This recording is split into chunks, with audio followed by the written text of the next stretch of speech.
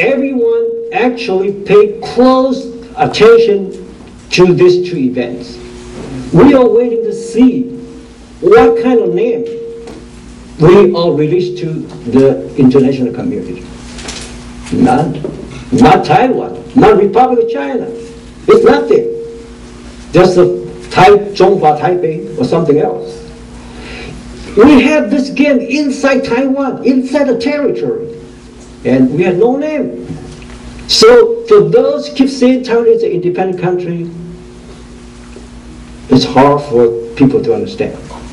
So, look around if you have a chance to join the other ethnic group, like Tibet. There's just few people in Bay Area. Every year I join their events. Every time a gathering like this, there about 50% is white Caucasian join with them. They bring friends to work together. But, we are very good. We are close related in our community. Unfortunately, we are poor in outreach to the outside, networking. So we really hope the younger generation can join us, spend some time to check our website, and it's a tough job. It's not easy. We have nothing, okay? We're just individual. But we organize the organization under U.S. law, under IS law. It's tax exempt.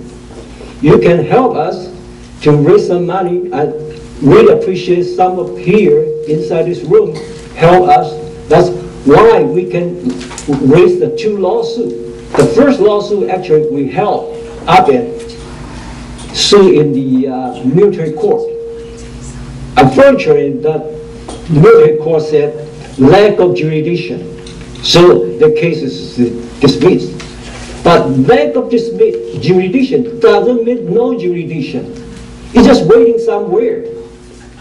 Somewhere like a court decision, the judge said, the first, we had the lawsuit in the Columbia District Court. The judge said, she feels sorry for the people of Taiwan. People of Taiwan, in the past 60 years, it's stateless. We don't have a nation. But some people keep saying we are an independent country. It's really confusing, okay? But the judge told us it's stateless. While we appeal to the appeal court, the judge said, as Michael repeat and repeat, the people in Taiwan doesn't have a legitimate government recognized by the international community. The people of Taiwan live in the political purgatory. That's our country, our family, our hometown. Michael is American. I guess all of us are American. He just touched Taiwan's history about less than 2 years. He raised his voice, speak for us. We need our second generation. Most of us here are about 60.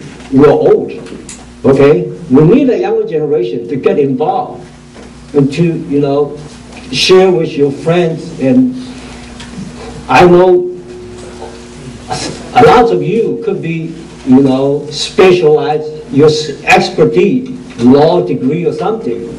Focus on this. The Taiwan status needs every Taiwanese American, Taiwanese around the world's attention.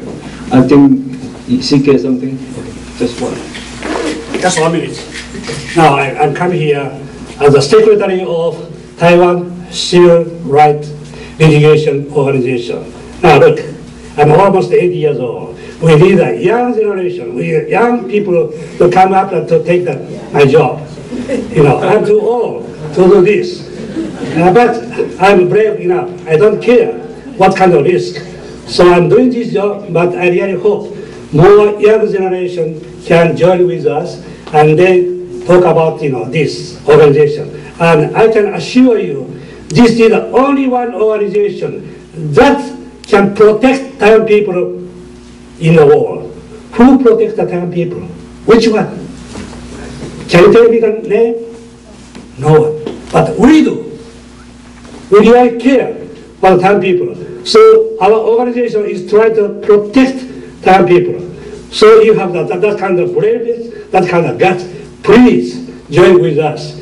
I come here as a secretary of that organization. Thank you very much. Money.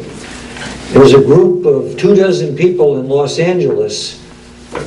They've been doing it since January 19th. No matter what the weather, every Tuesday they go to the federal building and they protest for Taiwan. They put up banners, they pass out flyers, they talk to pedestrians, they give brochures to cars that drive by. And one of them's a 97-year-old woman. They call her Grandma. And they even tell her, well, when the rainy days don't come, and Grandma comes anyway. Lately, Grandma has been alternating. She comes 1 week to the vigil at the courthouse, and then the next week she goes to church and prays for Taiwan. But every week since January 19th, 24 people in Los Angeles are getting the word out, and that's something that can be done. I'd like to see every federal courthouse in the United States have a group going like that. A group, if you need some, the true story of the Taiwan status, because all of us have been educated under KMT's education. We only know about the history between Taiwan and China. But we have no idea about the history of Taiwan and the United States.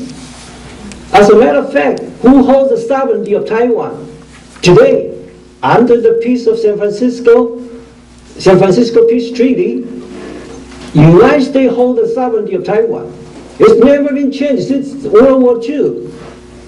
The treaty was signed in San Francisco, 1951, September 8.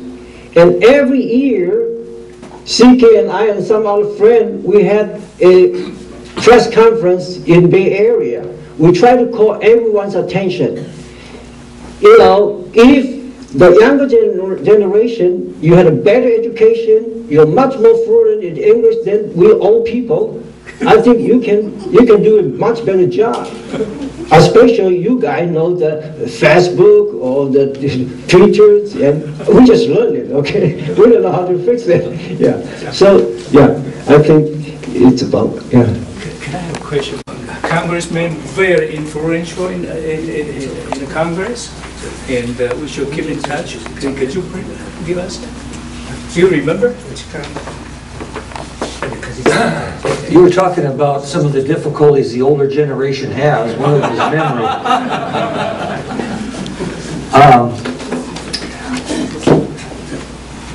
What I'd like to do, since I can't suggest names as I speak, would be to put together a small list of congressmen that would be particularly important to hear the message. I'll send that to you, and then perhaps you can share it with the group. My apologies for not being prepared on that point right now. Yeah. Thank you. Yeah. To close it, there's two announcements. One is the paper presented by Dr. Chen. In Taiwan, they talk about APFA, okay?